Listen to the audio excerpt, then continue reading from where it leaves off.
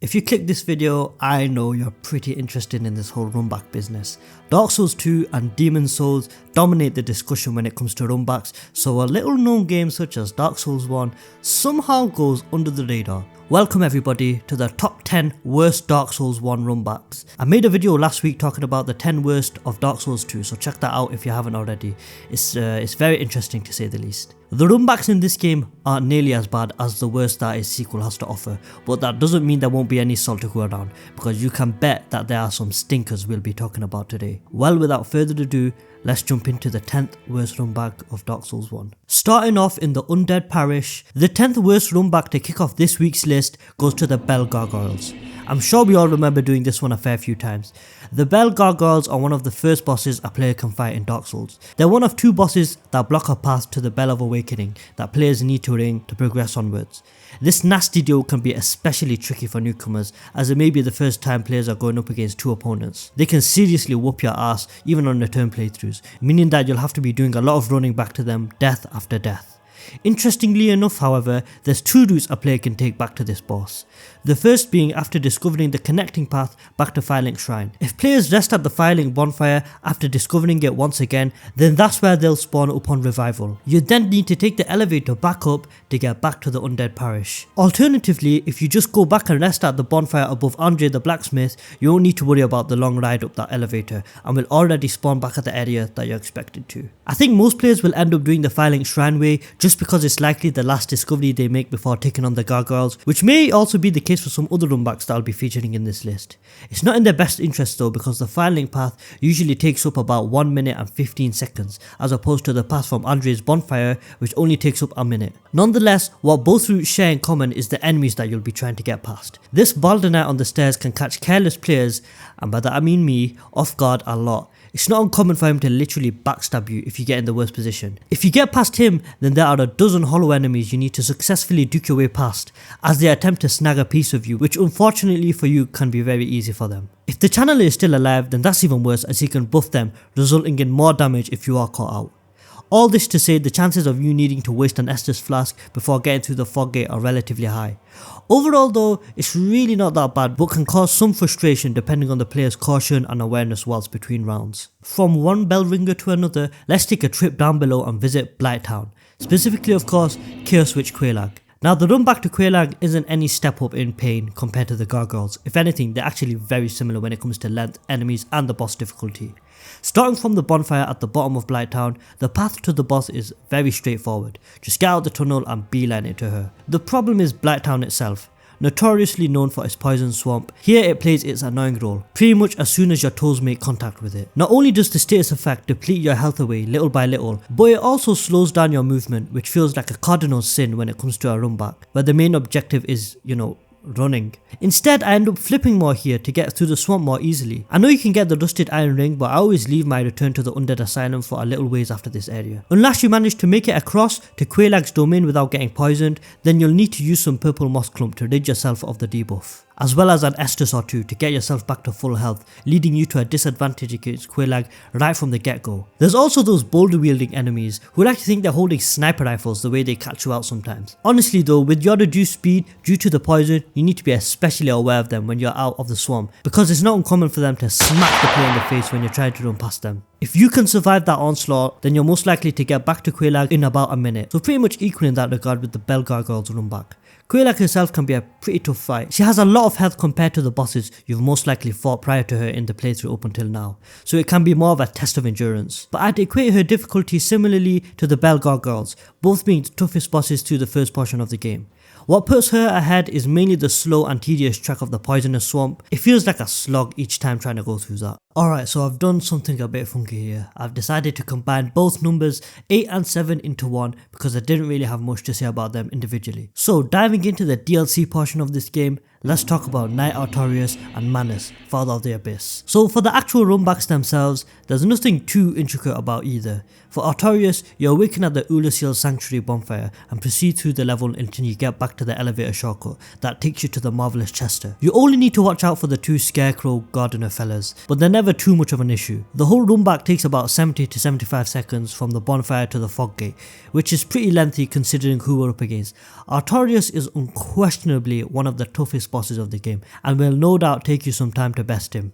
If you think about each attempt of the boss and then total up that time spent between rounds, the time wasted starts to become very apparent. For Manus, it's a bit interesting because just like with the Bell Gargoyles, there's two routes a player can take. The first of them being the Ulysseal Township bonfire, going backwards to the elevator shortcut, provided you've already activated it and going to Manus from there. This one takes about 80 seconds from bonfire to fog gate. One thing about the DLC that is awesome is that the elevators are quick and speedy. Like this has to be about 5 times faster than this joke from Demon Souls. Anyways, the other route and the quicker one would be to spawn from the main Chasm of the Abyss bonfire and just navigate your way through the level. I'll be honest, I never even thought of this one until after I beat Manus on my most recent playthrough. The game putting an elevator to Artorias' arena just felt like they were telling me to use the Ulysseal Township bonfire to make my way back. When I discovered this route, I felt so silly because it reduces the time of 80 seconds down to 60, a 25% decrease. Wow!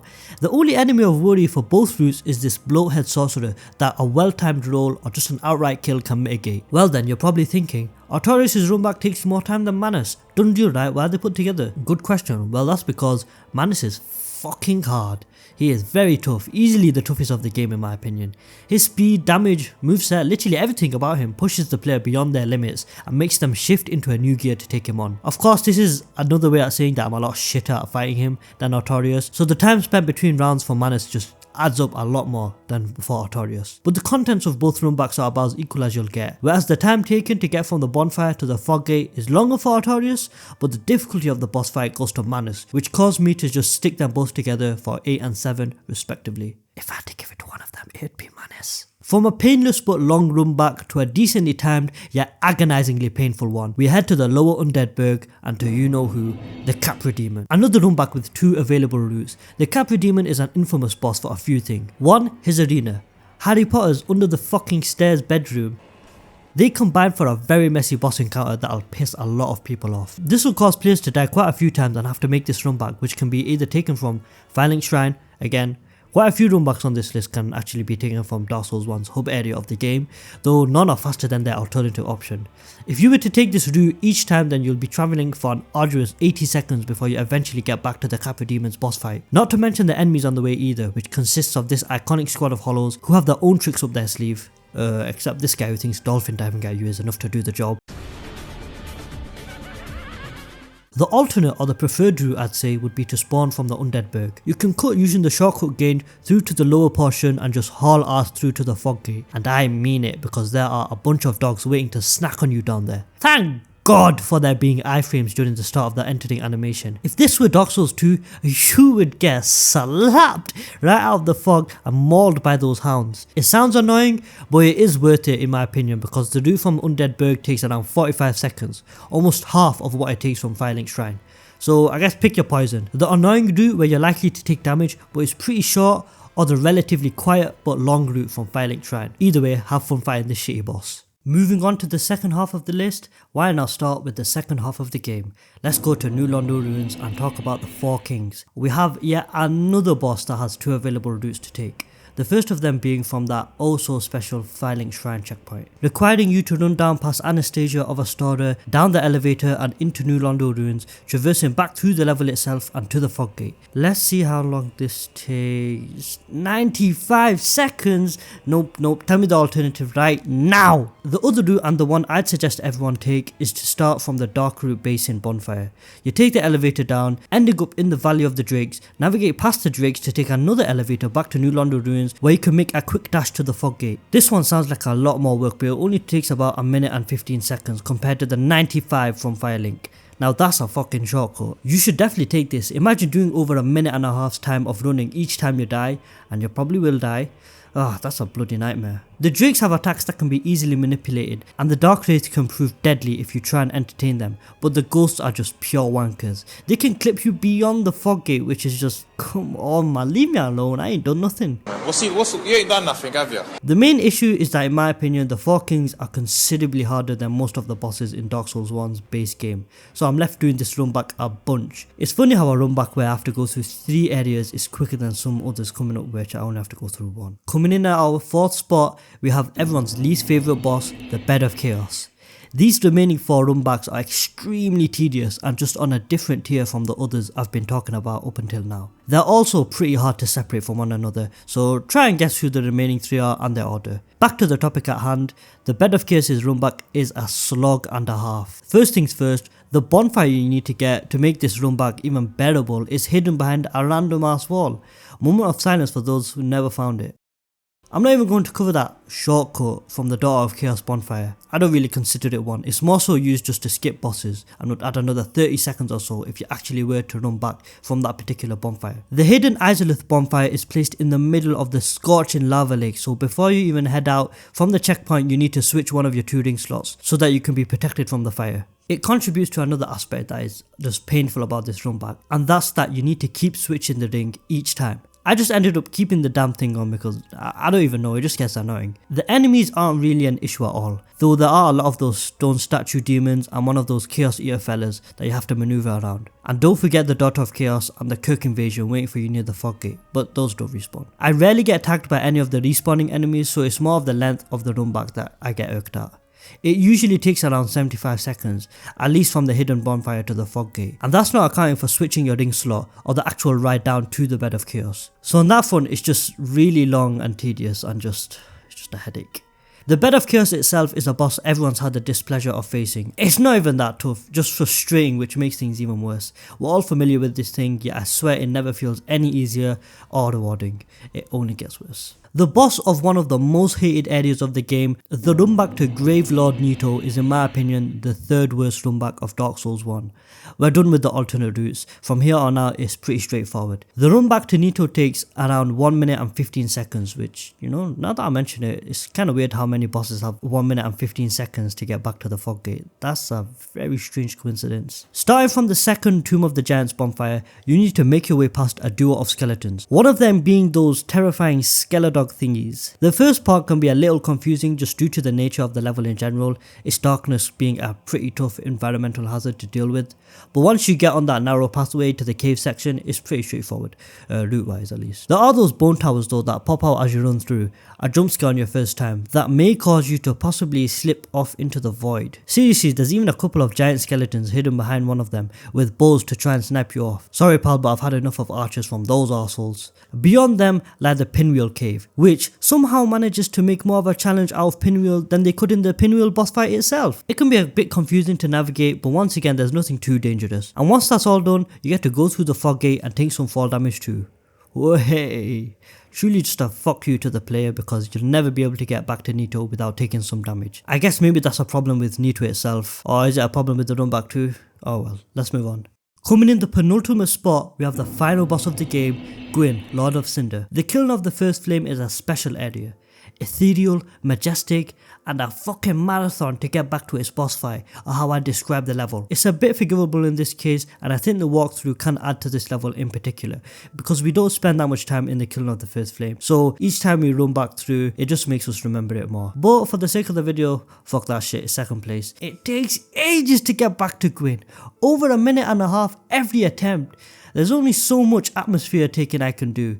You have to pass through the toughest enemies of the game as well, the Black Knights, who are here to stay this time, so killing them does no good. They're pretty easy to dodge in most instances, though this one in particular on these narrow walkways can get the heart racing a bit. Another thing is GWYN himself can be dang tough if you're not good at parrying. That boy is speedy and can put you on the edge of your seat. I wouldn't blame players if they died a lot when facing him, though I would feel sorry for them because that would be a lot of time spent in between attempts just doing the runback. That makes me believe that one of the major differences between these runbacks and some of the ones I spoke about last week from Dark Souls 2 is the actual challenge. They're both long, but for Dark Souls 1 that's about it. They're just tedious, nothing more, whereas with Dark Souls 2 they were challenging as fuck, which is where a ton of the salt comes from. Interestingly enough though, the final bosses of the Souls series have one of two runbacks. Either they're a tedious trek through an entire area, or a really short and peaceful one, where the word runback doesn't even tread the mind. There's no in between, which is funny, but it's time to move on to this game's worst runback.